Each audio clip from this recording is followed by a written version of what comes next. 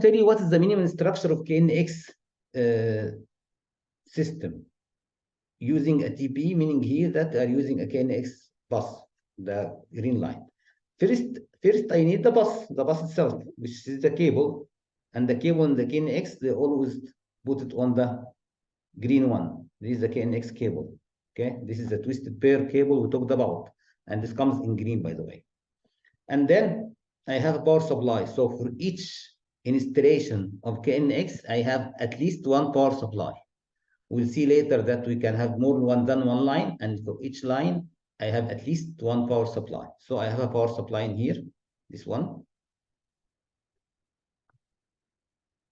And the power supply is meant to give. This is the power supply. So don't miss it. The power supply is taking AC port. This is the AC port, the main port. When they talk in the exam about the AC port, sometimes they say main lines. So main lines meaning main power lines. Okay, so this is the AC port. It goes to the power supply. And the power supply is giving you a DC port, which is the KNX data and power for the KNX device. So the power supply is taking AC port, giving me in the other direction DC port, which is feeding the KNX device. So we have a cable, we have the power supply, and we have, in this case, this is a sensor or a button, something like what we saw in the last session, something like that on the wall, or a keypad, maybe even a screen, something that I control from. What's what I control? I control the load. This is the fourth port. This is the load. Okay, it's connected to a lamp, maybe, or maybe a motor, maybe a dimmer, I don't know, but this is the load. So normally, and you can see that the load will be connected to the AC port, okay, the main line, and the DC port. The DC port, because it's a KNX device, it should have a KNX connection. And here it is connected to the main lines because the line is the one that will be feeding the ramp itself. This why it has 220 volt AC connected to it. In the case of a sensor, as an example, you don't need main line for it because it's only fed and controlled by the KNX line. Okay, great. And the logic that I build with KNX is that when I press on the button, okay, I control the lights. That's it. I might have more than one button and more than one light. So when I press maybe button 1, I control lights 1 and 2, and vice versa. Fine. So this is the minimum structure of the KNX system. You have a connectivity media. In our case, it's the bus or the cable. We have a power supply in our installation. In each installation and each line, I have a minimum one power supply. Then I have an actuator controlling the light, and the sensor, maybe a button that is used to control the light itself by the logic that I'm building in the KNX system. Okay? Okay, let's move on. So, and we said that the line should have at least one power supply. So I have here a power supply. This is one. Powering a line with devices on it. So I have here devices, as we said, this is about devices. It can be an actuator, a dimmer, a relay, a device to control shutters, a button, and I'm allowed to up to 256 devices. So this is a line, KNX line, with a power supply, and I'm allowed to install in this up to 256 devices. The connectivity of the lines together can be done via a tree structure or a star structure or combination of both. Meaning what? From the power supply, I'm giving this device, and from this device, I'm giving this device. Okay, this is a tree structure. Or from this device, I'm giving this device as well, and from this one, I'm giving this device. Now this is a star structure. So I'm allowed to connect devices together using a tree or a star structure. What I'm not allowed to is to make a loop. Meaning what? Let's say here I'm doing like that, and then I take from here and I put another cable connecting this one together. Okay, this is wrong. This is a loop. These devices will not function together. If I make a loop like that, then those devices will not function, will not work, because there is a loop in here. Once I remove the loop, I remove this one, the device will work again. Okay, so I'm allowed to connect devices together in a tree or star, but no loops. Fine, very good. And I'm allowed for each line to go up to 4,000 meters using 3 repeaters. Okay, I have about at least one power supply. The power supply should be able to supply the proper power, the power ampere, to the devices I have on the bus. So for this structure, I have up to 256 devices on one line. Let's assume I want to increase. So I have a project that 256 is not enough for me. Okay, maybe a very larger villa, maybe a hotel, maybe a hospital, maybe a school, somewhere that is a commercial building, maybe 16 floors, 60 floors. So 256 devices is not enough. So what can I do? I can build something called the area. And the area is a combination of lines together. That's it.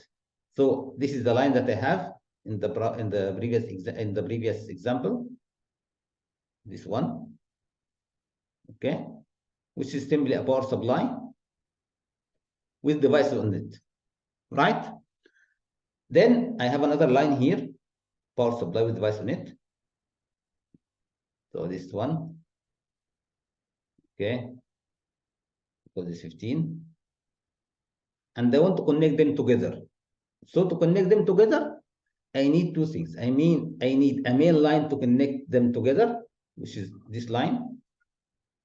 In this line, I put a power supply, this power supply.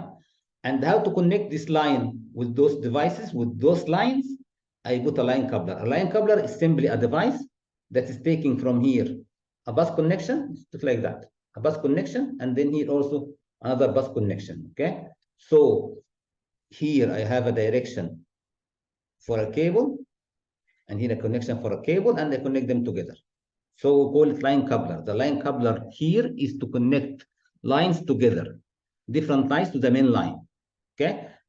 And the line coupler is also counted on my line. So if I was allowed here to put 256 devices on this line, with the line coupler taking one address, I am allowed only to reach 255 devices, because I have to count the line coupler as well. How many lines I can put together like that? I can put up to 15 lines together. So I can put here a line with up to 255 devices, then another one, then another one. So I reach 15 lines together. They called an area. Okay? So with this structure, I can reach almost 4,000 devices. And in this main line, by the way, so this main line will have up to, this line will have up to 15 line couplers, because I have only maximum 15 lines to make an area. I can still put devices on this line, by the way. So I can put a dimmer here or something on the main line. We'll see this later. Okay, so now from one line segment, composing up to 256 devices, I can put lines together using line couplers and main line, and the main line should have a power supply, okay? And these main lines will have up to, these segments will have up to 255 devices, because the line coupler took an address, and then I can connect up to 15 devices, 15 lines together. Fine. Well, let's say I want to increase more, then let's multiply more. So I can even make areas together. So I have an area with 15 lines. I can put even more areas like that together. I connect them with the same thing. Okay, so I connect the main lines with something I call backbone line. The backbone line will also have a power supply. Okay, and it will has not here a line coupler, we call it a backbone coupler. Okay, this connecting the main lines. So this is, that was here, this structure was the one that we have as an area in the bus slide, this one. Okay, which meaning, and this is the line. Okay, I put the lines together, I made an area. Okay, and then I put the areas together using something called backbone line, only a line, and I connect them using backbone couplers, and then I have areas connected together. With this, I can also put up to 15 areas together. Okay, and I still can put devices on the backbone line and the main lines. With this structure, I can reach more than 65,000 devices. Okay, so I can reach more than 65,000 devices with this structure. Good. So lines to areas, and then areas together, meaning I have backbone using the backbone coupler. Good. How to address those devices on the line? So I have lines and areas. How can I address how can I rename or make sure that I'm addressing a line, this device in this area? We have something called individual address, and this is an important address. When we go further, we find that we have two important addresses in KNX, one called individual address and one called group address. The individual address is used to address a device. It is similar to IP address, let's say in IP network, but it's not for an IP address. It's called an individual address. And normally it comes with this format. It's an area dot line dot device. So the first part and separated by a dot. So if I find an address called, let's say, 1.1.1, like this one, so I know this one is in area 1, in line 1, and this is the first device in the line. Of course, the first device, second device, this is not physical topology. So I can put 1.1.1 on as a first device, or I can put it at the end of the line. It's not a topology, okay? It's only something like to identify them. Okay, if I have an address like 1.1.255, then it's in area 1, in line 1, and this is the 255th device in this. How can I program the device to give it an address? We do this using the ETS software. We'll do this in the practical. The addresses of the individual addresses, each device should have a unique individual address. So I cannot put on the same line, same address. It will give me an error, and the ETS will refuse to program. It will tell you that this address is already used. Of course, to make sure that I am using the same address or using an efficient or a working structure, I have to make sure that the address reflects the area it is in. So if this, let's say, device is located in area 1 with the address saying 1 point, let's say 15, because it's line 15.1, if I remove it from here and trying to put it in here, I have to change the address. Otherwise, it will not work. Okay? So the physical location of the device within the area or within the topology should reflect the address in the device itself. And this is what we said last time. So I have here a line. Okay? Then I have couplers, line coupler connecting to main line, and then main lines are connected together to form areas, and the areas are connected using backbone line. Okay, so for the devices, I should have area.line.device. Special cases here are the line couplers, the backbone couplers. The line couplers and backbone couplers will always have a 0 at the end because they don't have a device number. So here is an example. I am in area 1, in line 1, but I should start here with 0. So when I see a device ending with 0, I know that this should be a line coupler or a backbone coupler. If it's a line coupler, then it should be area number, then line number, then 0. If it is a backbone coupler, then it should be area number, then 0, then 0. Okay, because it's a backbone coupler. Okay, so it has an area number, but it's not, there is no segment line, so there's no line in here, so the line is 0. And then the device number itself is 0. Okay, good. So this is the addresses that we have. And of course, as we said, on the main line, I can put also devices like here. So here on the main line, I have the line coupler. Also, I have devices. So the device here is taking area 1. And since it's on the main line, so that here there is no line. So it is line 0. And then it should take a number in here for the device count itself. Okay?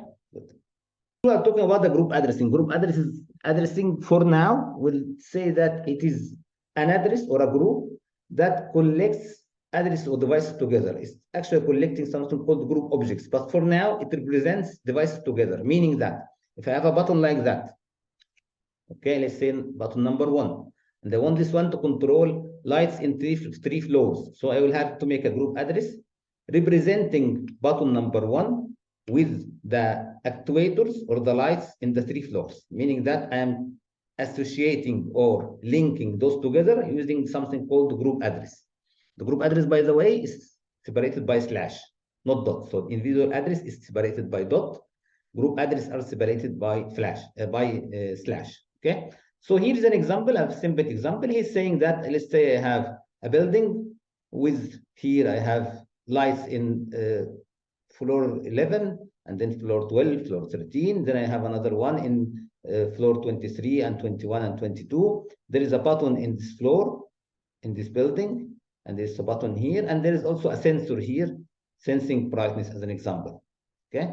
So if I want the sensor to control lights in line 11, in line 11, line 20, in floor 11 and floor 21, I should have them together, S1, in one group address, with including L11 and L12. Okay.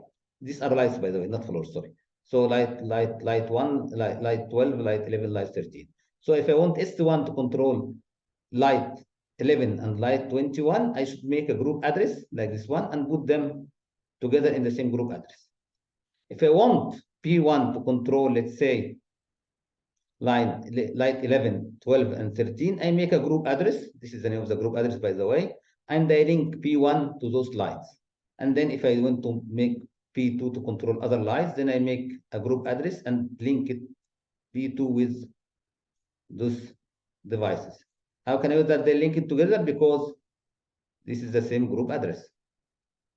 Okay, so whenever I'm pressing P1, it will send the commands to this group address, and the group address will send it to line 11, line 12, line 13, and vice versa. Okay, so this is how you link them together using a group address. This one. Routing counter is a methodology or mechanisms that the KNX did to make sure that there is no telegram that's going indefinitely. And normally it will go indefinitely in case if you have a ring, if you have a cable that's going up and front in the same device. So it's a ring. So the mechanism is very simple. Whenever a telegram is coming, it has a field called the routing counter. The routing counter, RC, starts with 6.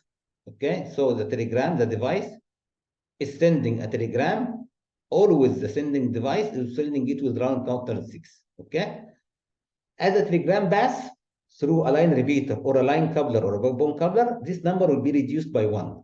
So if the telegram is going on the line in the same line, nothing will happen. It will go. Okay. If it is passing to a line coupler, the telegram will be passed since it's in the filtering table, but the routing counter will be reduced from 6 to 5. And then if this telegram is passing to another another line coupler or a backbone coupler or a repeater, it will be reduced again. It will keep reducing as passing on couplers until it reaches 0. If it reaches 0, like here, it will not be allowed to pass again. So the routing device, in our case, the line coupler, will check 2 things. Will check first that the filtering table allows this telegram to pass, and that the routing counter is bigger than 0. If it is 0, it will not pass. Okay? So it's a mechanism to make sure that telegrams are routed in an efficient way. The only let's say exception is there is a routing counter with routing counter starting with 7. The routing counter with value of 7 will not be decreased, and it's only used for programming. So when you are programming using the ETS is putting telegrams on the cable with routing counter 7 to make sure that they are reaching the destination without worrying about something like that. Okay, so the normal operation, the routing counter is 6, decreasing by 1 when passing on line couplers, when passing on backbone couplers, when passing on line repeaters. And once it reaches 0, it will not be allowed to pass from any of those again. But in ETS programming, the routing counter is 7, it's allowed to pass. Okay? And routing devices like line couplers, backbone couplers will only route telegrams if they are in the filtering table and if they are with a routing counter bigger than 0. Good. These are all points that normally come in the exam. This is why I'm stressing on them. Okay. Let's say now I want to connect my system to different system. Let's say I want to connect my system, my TP system, my twisted pair system, to different system like let's say Z-Wave system, maybe a backnet system, maybe a bus pro system, maybe a TOIA system. So normally I use something called gateway. So I can connect KNX systems to other systems using a gateway from the system. So if I want to connect TP to Z-Wave, I get a gateway called KNX to Z-Wave system, gateway. Okay? And then I can use the gateway to route telegrams and to interpret telegrams from Z-Wave to KNX and vice versa. And then from one screen, I can control the KNX system and the Z-Wave system and vice versa. This is a gateway. In case if I want to integrate, let's say, the TB system from the bus system, to a twisted pair bus system to, let's say, an IP system, I need to get, as we said before, a media coupler. In our case, it would be an IP router that's connecting KNX system to IP system. Okay, this is important to know that I can still connect that. So I can connect my system to, let's say, to other PLC systems, ISDN systems, okay, building management systems using the proper gateway. Let's take an example. Here we have a building, okay, and the building has something like 5 floors, and there is a west wing and an east wing. So one of the ways to connect those together, that's what you say that for each floor, I will put a line. So for floor 1, I have a line, I call it line 1, and then line 2, line 3, line 4, line 5, and the same for the other one, for the other wing, I have line 1, line 2, line 3, line 5, and I put this, connect them together using an area. So I have an area 1 in the west wing, and area 2 in the east wing, connected together by something, I can call it area 0, and then I modify it, I put it like that. So I have an area 0 representing only the connection between the two together, and everything is connected using a twisted pair cable.